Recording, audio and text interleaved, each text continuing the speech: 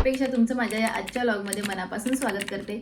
आणि नवीन दिवस आहे संक्रांतीबद्दल मला जेवढी माहिती आहे ना, मला असं वाटलं की तुमच्यासोबत म्हणजे आत्ताच्या घडीला ना प्रत्येक स्त्रीला पडलेला हा प्रश्न असेल, गहन प्रश्न असेल की नक्की वाण कोणतं घ्यावं। 25 रुपयापर्यंत भेटतं, म्हणजे हाफ प्राइस मध्ये डायरेक्ट भेटतं आणि तुमची कोणत्या टाइप मध्ये ते देत असतात, म्हणजे ती एक धारधार वस्तू होते। तर याचं पॅकेट आणि काय द्यायला नकोय ह्याबद्दल सुद्धा आपण बोलणार आहोत। आणि म्हणजे ती अशी होती की तुम्ही ना एखादी धारधार वस्तू देऊ नका, म्हणजे तर ही गोष्ट खूप छान आहे। म्हणजे एक प्रकारे तुम्ही अन्नदान करताय हे पण होते।